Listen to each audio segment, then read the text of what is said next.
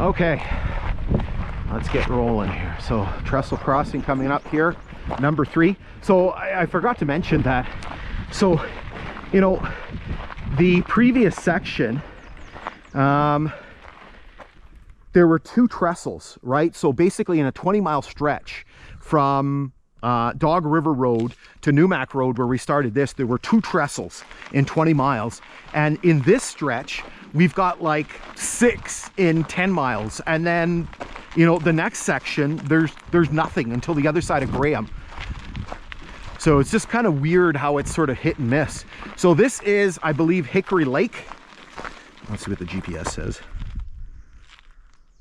Yeah, this is Hickory Lake. So this creek that we're passing here basically flows into Hickory Lake, and Hickory Lake is basically formed by the Savannah River, because we've just crossed the Savannah River twice. We got to cross it again coming up. This flows into it. So technically it is a branch of the Little Savannah River, but I'm going to I'm going to say basically that it's the Hickory Lake Trestle, just to break it up a little bit. So this one is more or less about 45 feet long. You can see the top part again is in kind of rough shape. You'll see the bottom part, it's actually pretty darn good. You can see this one here does have a milepost marker. So you can see the 55.0 on there. It's not particularly high. I think it's maybe about 6 feet high or so. And again, you're going to see the bottom, and in the bottom parts looks like it's in pretty decent shape. Okay, so let's pause here for a minute so we can go and investigate.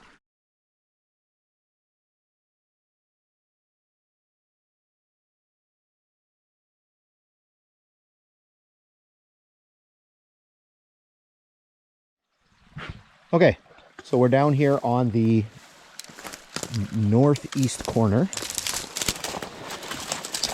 You can see that there are 1, 2, 3, 4, 5 bents for the bridge here. You can see that there's a, whoa, that was almost catastrophic. I almost got that piece of tree somewhere important. Okay, get a little bit closer here. Look at the milepost marker. Nice faded 55.0. You can see some of the bents or some of the piles from the previous trestle that was here. You can see the beaver's done quite a nice job here. Okay, so let's can we? Oh, maybe we can do this. Nifty. Look at that. Agile as I ever was. So here you can see the trestle a little bit better.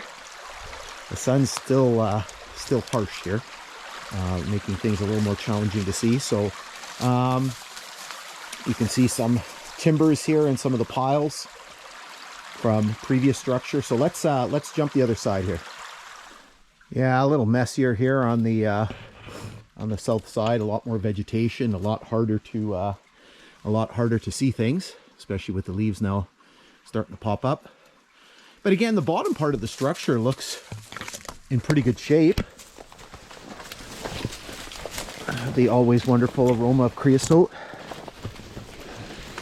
Right? Like if you look here, you look at the decking, and you look at the bents here, they look like they're in pretty decent shape. Again, for its age, the top part has obviously seen better days. Okay, so let's resume our journey here. All right, rolling again. Now we've got just a short little jaunt here because we've got another feature coming up. Now it's very fortuitous that there's a milepost marker on there because that helps us. Again, one of the big challenges with this line is just trying to figure out where things are, because there's a lack of milepost markers, and you know, so you don't really have anything referencing to work off of. You're trying to measure from stations and things like that, and that's not always easy. So somewhere here, so at milepost 55.1, you can see kind of this open area here. You can see that there's something veering off over here to this side. Again, who knows when some of this stuff was put in, but you can see something going that way.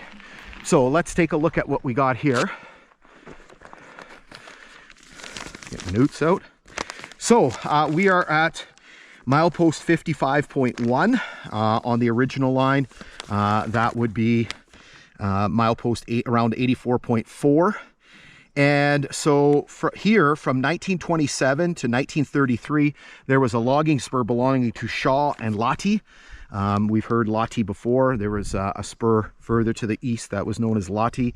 So 1927 to 1933, the spur was connected at the east end. It was 22 cars, 27 cars, 26 cars. So obviously it was lengthened and shortened over the time. And then from 1934 to 1947, the spur belonged to the Pigeon Timber Company.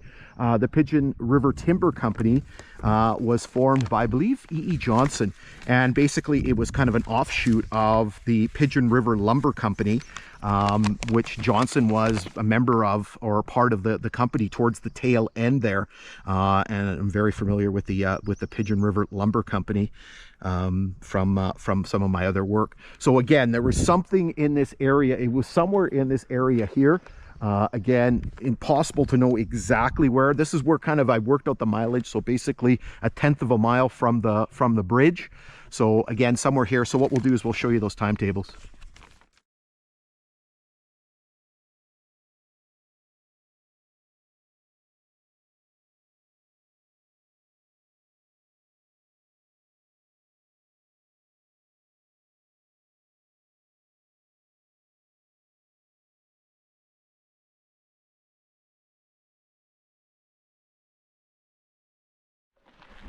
Okay, back at her. Still got a long way to go. Probably about 15 or 16 kilometers. It's always quicker on the way back though. We're not stopping like we were on the way east. We are definitely climbing here. I can see it. And I can feel it.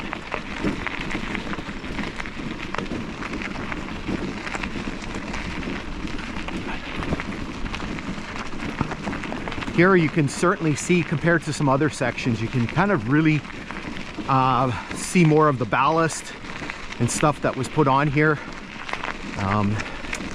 Not as pounded flat. Telegraph pole there. There are some telegraph poles that are still standing.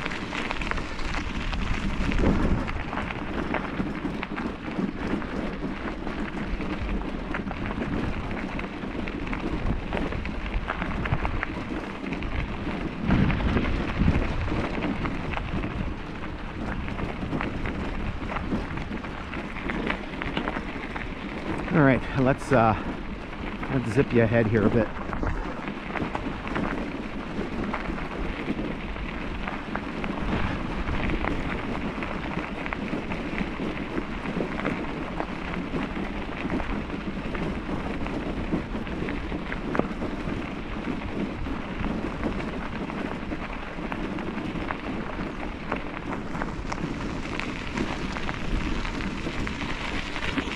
So here you can see some of the change in the geography. We start getting into some of these little ridges here that are all full of sand. You can see the vegetation. The jack pines love places like this. So these are all jack pines growing here. You can see a road kind of going off that way, probably an old logging road. So again, this line's been abandoned for 31 years. So there's lots of logging that went on after the fact. So again, you can see here, you can see things so much better now with the light evened out because of the cloud. Makes a huge difference.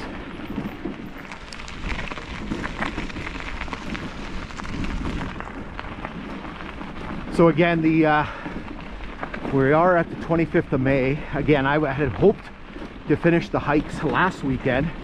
We had such a another goofy spring.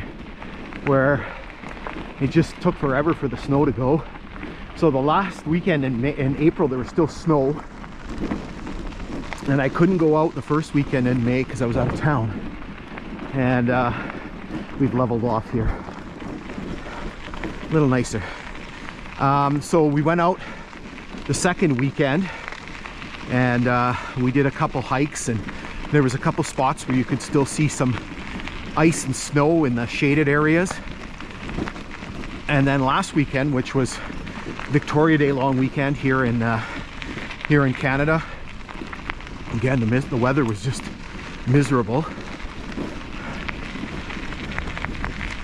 And so now we're back here. Thankfully it's not too bad with the vegetation, but the two things are going to happen. The vegetation is going to come out and it's going to get hard to see things, and the bugs are starting to come out. So it's been a couple times where I've stopped and I've been sort of buzzed a little bit.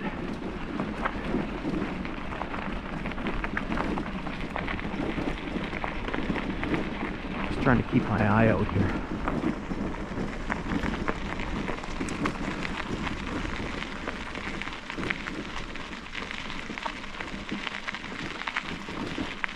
Got some stuff coming up. I don't know where.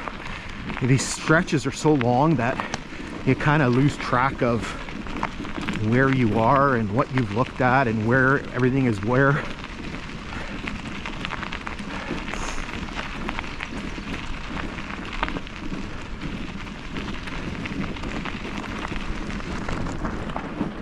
So again, here you get that cutting work, and again probably they dug some ballast out of here. Again, you can see all the jack pines.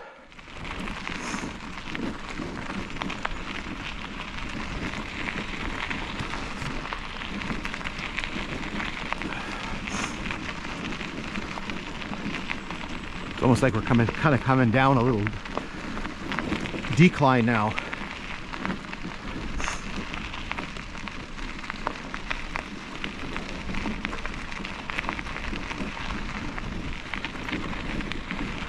Okay, let's zip you ahead a little bit here.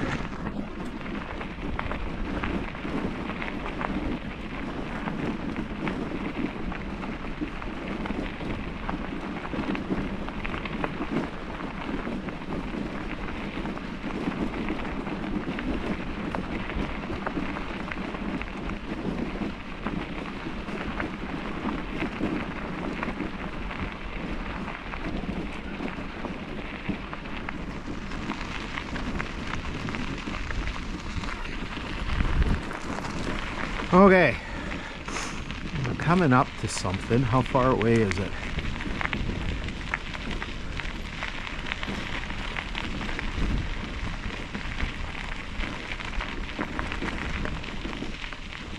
A couple hundred meters. Okay, let's zip you ahead there, and that'll be our stopping point.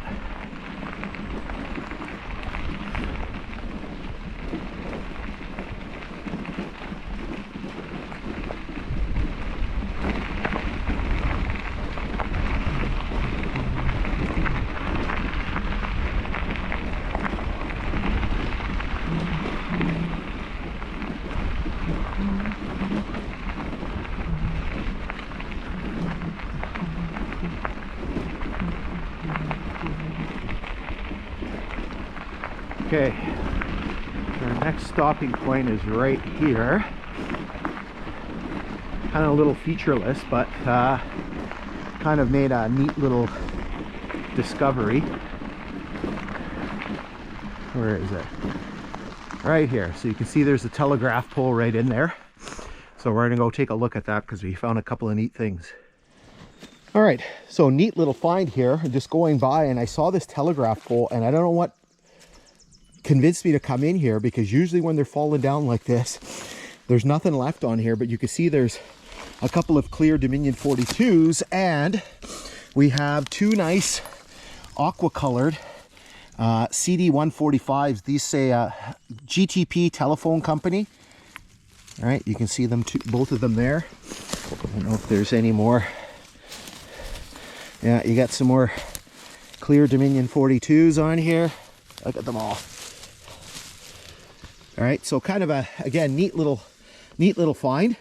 And I'll be taking one of those for sure, because I have a friend of mine who wants one of those insulators. We've seen a few on our adventures. Okay, let's keep going here. Before we run away, we even have some wire here that I didn't even notice was here. You can see it's plastic, or looks like plastic coated. So there's a big length of it. I don't know where it goes that way, but this all sort of came out from over here. So again, kind of a neat little find here.